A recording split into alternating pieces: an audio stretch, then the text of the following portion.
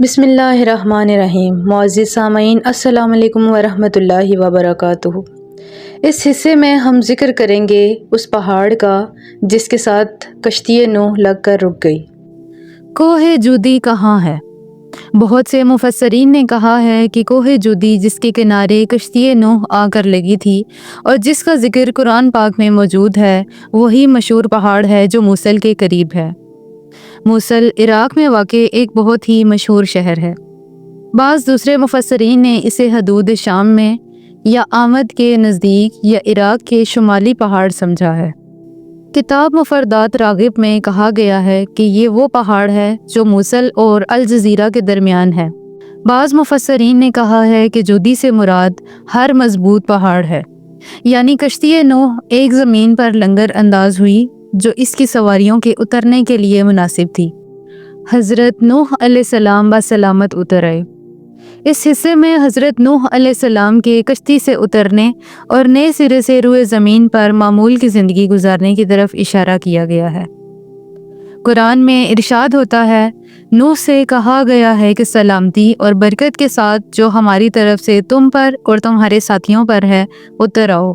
اس میں شک نہیں کہ طوفان نے زندگی کے تمام آثار کو درہم بھرم کر دیا تھا اور فوری طور پر آباد زمینیں، لہلہاتی چراگاہیں اور سرسبز باغ سب کے سب ویران ہو چکے تھے، اور اس موقع پر شدید خطرہ تھا کہ حضرت نوح علیہ السلام اور ان کے اصحاب کے لیے زندگی مشکل ہو جاتی۔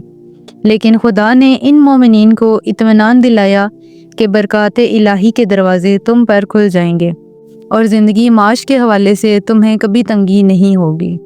ممکن تھا کہ حضرت نوح علیہ السلام اور ان کے پیروکاروں کو اپنی سلامتی کے حوالے سے یہ پریشانی ہوتی کہ ویران زمینوں پر زندگی کیسے گزرے گی، لہٰذا اللہ تعالیٰ اس سلسلے میں بھی انہیں اطمینان دلاتا ہے کہ تمہیں کسی قسم کا کوئی خطرہ لاحق نہیں ہوگا، اور وہ ذات جس نے ظالموں کی نابودی کے لیے طوفان بھیجا ہے، اہل ایمان کی سلامتی اور برکت کے لیے بھی ماحول فراہم کر سکتی ہے۔ کیا طوفان نوح عالمگیر تھا؟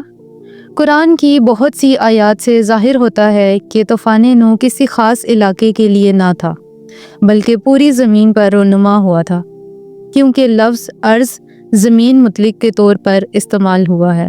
خداوند روئے زمین پر ان کافروں میں سے کسی کو زندہ نہ رہنے دے کہ جن کے بارے میں اصلاح کی کوئی امید نہیں۔